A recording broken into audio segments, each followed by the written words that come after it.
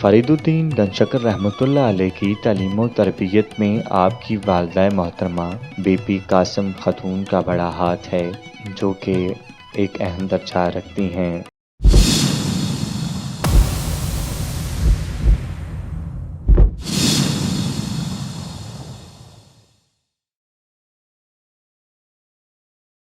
اللہ محمد چار یار حاجی خواجہ کتب فرید حق فرید جعفری۔ السلام علیکم ناظرین، میں ہوں محمد شہباز اور آپ دیکھ رہے ہیں سونک پی کے ٹی وی۔ اس وقت جس درگاہ پہ ہم موجود ہیں وہ کسی تعارف کی محتاج نہیں ہے۔ حضرت خواجہ فرید الدین مسعود گنجشکر رحمۃ اللہ علیہ کے مزار پہ اس وقت ہم موجود ہیں۔ آئیے ہم آپ کو دکھاتے ہیں یہاں پر کس طرح سے انتظامات کیے گئے ہیں، کون کون سی ہستیاں یہاں پر موجود ہیں۔ یاران طریقت اس بات سے بخوبی واقف ہیں کہ وطن عزیز پاکستان میں سلسلہ چشتیہ کے 3 بڑے بزرگوں میں سے پہلے نمبر پر حضرت بابا فرید مسعود الدین گنجشکر رحمۃ اللہ علیہ ہیں۔ صدائے عظیم دین کا ہی فیضان خاص ہے، اور آج ہم کو کریا کریا نگر نگر سے دیا جلانے کے مصداق انہی بزرگان دین کے روحانی چراغوں سے روشنی پھوٹتی ہوئی نظر آ رہی ہے، جن کے سبب آج ہم خوش قسمتی سے دائرہ اسلام میں داخل ہیں۔ خواجگان چشت کے عظیم بزرگ حضرت بابا فرید الدین مسعود گنجشکر کی ولادت باسعادت رمضان شریف کے آغاز میں ملتان شریف کے ایک قصبہ کہبتوال میں ہوئی۔ آپ کے والد محترم کا اسم گرامی کمال الدین رحمۃ اللہ علیہ تھا، جن کا تعلق کابل کے ایک شاہی خاندان سے تھا۔ آپ کا سلسلہ نسب خلیفہ دوم دعائے رسول صلی اللہ علیہ وآلہ وسلم کا ثمر سیدنا حضرت عمر فاروق رضی اللہ تعالی عنہ بن خطاب سے ملتا ہے۔ فرید الدین گنجشکر رحمۃ اللہ علیہ کی تعلیم و تربیت میں آپ کی والدہ محترمہ بی پی قاسم خاتون کا بڑا ہاتھ ہے، جو کہ ایک اہم درجہ رکھتی ہیں۔ مستجاب الدعوات، حیاب اثر اور بہت بڑی عابدہ و زاہدہ تھیں۔ آپ کی دعائیں تھیں کہ آپ نے 12 برس کی عمر میں قرآن پاک حفظ کیا، اور پھر بعد میں دینی تعلیم کی غرض سے کہوتوال سے ملتان کا رخ کیا۔ ملتان چونکہ اس وقت بغداد شریف کی علماء و مشائخ کا عظیم مرکز تھا، ملتان کے محلہ سرائے حلوائی میں مولانا منحاس الدین ترمذی مسجد میں آپ نے دینی تعلیم شروع کی، اور کتاب النافع فقہ کی کتاب ہے سے استفادہ کرنے لگے۔ آپ رحمۃ اللہ علیہ بڑے ذہین و فطین تھے، یہی وجہ ہے کہ تھوڑے ہی عرصہ میں آپ نے قرآن پاک حفظ کیا اور عربی کی دیگر کتابیں پڑھ لیں۔ اس مسجد میں ایک دن حضرت خواجہ بختیار کاکی تشریف لائے۔ کیا دیکھتے ہیں فرید الدین مسعود گنجشکر رحمۃ اللہ علیہ دل جمی کے ساتھ کوئی کتاب پڑھ رہے۔ خواجہ بختیار کاکی نے فرمایا کہ کیا پڑھ رہے ہو، تم جانتے ہو؟ کتاب نافع۔ آپ نے جواباً عرض کیا، میں تو بس آپ کی نظر کیمیا کا متمنی ہوں۔ اور آپ نے عرض کی کہ میں نہیں جانتا۔ آپ نے فرمایا کہ اس سے تمہیں کیا نفع ہوگا؟ یہ کہہ کر آپ خواجہ بختیار، محتاج ہوں اور نافع تو مجھے آپ کی قدم بوسی اور فیضان نظر ہی سے ہوگا، کاکی کے قدموں میں آ کر گر گئے۔ خواجہ صاحب نے اظہار خیال سے بے حد خوش ہوئے، اٹھایا، سینے سے لگایا۔ ظاہری تعلیم کی تکمیل بھی ضروری تھی، اور ساتھ فرمایا، روایات میں ملتا ہے کہ وقت بیعت سلسلہ سہروردیہ کے حضرت شیخ بہاء الدین ذکریہ ملتانی بھی مجلس میں تشریف فرما تھے۔ بعد بیعت آپ کے پیر و مرشد خواجہ بختیار کاکی واپس دلی جانے لگے تو فرید الدین بھی دلی آنے کی خواہش ظاہر کی، لیکن خواجہ صاحب نے ابھی بے علم اور درویش، بعض اوقات نہایت خطرناک اور تکمیل علوم و فنون کی تکمیل، اور فرمایا کہ نقصان دہ ثابت ہو سکتا ہے۔ تکمیل علوم کے بعد آپ غزالیہ بغداد شریف، افغانستان وغیرہ کی سیاحت کرتے رہے، اور بغداد شریف میں پیران پیر سیدنا شیخ عبدالقادر جیلانی رحمۃ اللہ علیہ کے مزار اقدس پر حاضری اور روحانی فیض حاصل کیا۔ دوران سیاحت مختلف علاقوں کے اولیاء کرام، علماء سے ملاقاتیں کرتے رہے اور ظاہری و باطنی علم سے استفادہ حاصل کرتے رہے۔ اسی زمانہ میں آپ نے شیخ شہاب الدین سہروردی، خواجہ شیخ سیف الدین باخردی، شیخ سیف الدین حضروی، شیخ فرید الدین عطار، ایسے اولیاء کرام و بزرگان دین سے شرف ملاقات حاصل کیا۔ آپ کے بعد دلی میں شیخ حضرت خواجہ بختیار کاکی کی خدمت میں قدم بوسی کے لیے حاضر ہوئے۔ آپ کے آنے سے خواجہ کو انتہائی خوشی و مسرت محسوس ہوئی۔ آپ کو حجرہ خاص سے نوازا گیا اور خواجہ صاحب آپ کی روحانی تربیت، باطنی اصلاح اور سلوک کی منازل طے کروانے میں مصروف ہو گئے۔ آپ کو حق بندگی اور خدائے واحد کی عبادت و ریاضت کے پیش نظر زہد و انبیاء کا لقب عطا کیا گیا۔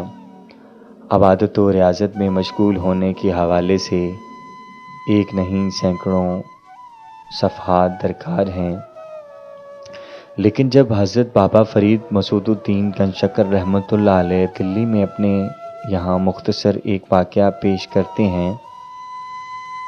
مرشد کے ہاں مقیم اور عبادت و مجاہدہ میں مصروف تھے تو آپ کے دادا مرشد نائب رسول حضرت خواجہ معین الدین چشتی اجمیری رحمۃ اللہ علیہ قطب الالقاب حضرت خواجہ بختیار کاکی سے ملنے کے لیے دلی تشریف لائے تو آپ حضرت بابا فرید الدین مسعود گنج شکر رحمۃ اللہ علیہ سے ملاقات کے لیے آپ خود ان کے حجرہ میں تشریف لے گئے۔ بابا صاحب کثرت عبادت کی وجہ سے اس قدر کمزور اور ناتواں ہو گئے تھے کہ آپ دادا مرشد کی تعظیم کے لیے کھڑے نہ ہو سکے۔ خواجہ معین الدین چشتی رحمۃ اللہ علیہ آپ کی یہ کیفیت دیکھ کر بے حد متاثر ہوئے اور ان کے لیے بارگاہ رب اقدس کے ہاں دعا فرمائی۔ ایب سے خوش خبر ملی کہ ہم فرید الدین مسعود گنج شکر رحمۃ اللہ علیہ کو دین اسلام کی تبلیغ کے لیے منتخب کر لیا ہے۔ اس کے بعد برگزیدہ کیا۔ یہی وہ کام تھا کہ جب معین الدین چشتی رحمۃ اللہ علیہ نے آپ کی خلعت درویشی ادا کرتے ہوئے روحانی فیض سے بھرپور کیا، اور پھر خواجہ بختیار کاکی نے بھی خلافت دستار اپنے دست مبارک سے شفقت و محبت کے ساتھ آپ کے سر مبارک پر رکھی۔ خواجہ معین الدین چشتی رحمۃ اللہ علیہ حضرت بختیار کاکی کو مخاطب کرتے ہوئے فرمایا، تم نے ایک عظیم شہباز پکڑا ہوا ہے جس کا آشیانہ سدرۃ المنتہا کے علاوہ اور نہیں بن سکتا۔ دہلی میں آپ کی شہرت اس قدر بڑھ گئی کہ آپ کے حجرہ مبارک کے باہر آپ کی زیارت کے لیے لوگوں کا ایک اچھا خاصا ہجوم ہونے لگا۔ آپ نے اس ہجوم اور شہرت کو پسند نہ کیا اور ہنسی تشریف لے گئے۔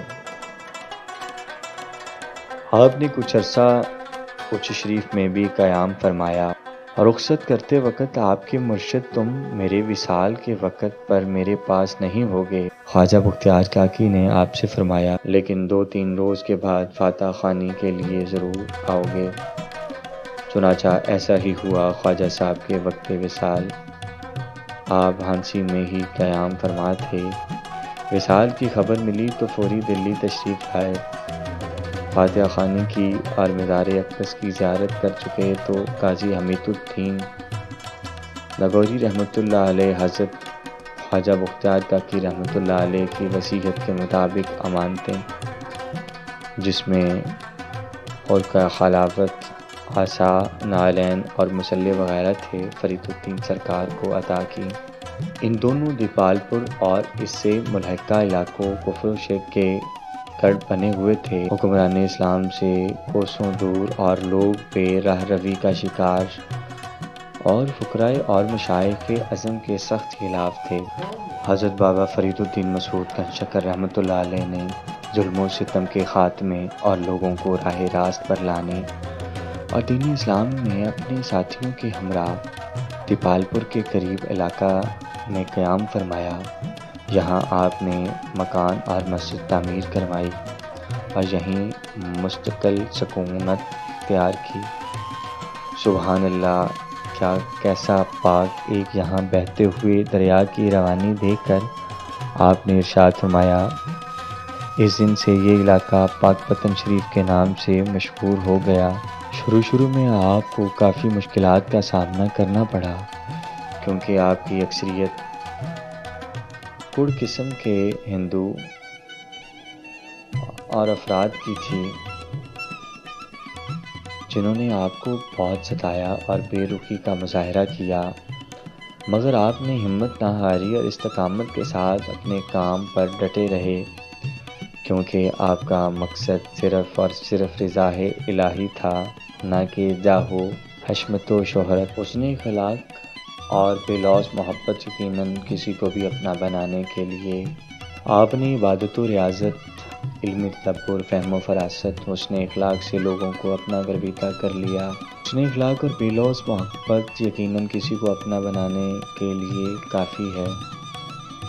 دین اسلام کے سلسلہ میں مسلسل جد و جہد کے بعد آخرکار ایک وقت آیا کہ اس قدر آپ کے در دولت پر حاضر ہوئے کہ آدھی رات تک آپ کے ہاں ہجوم رہتا۔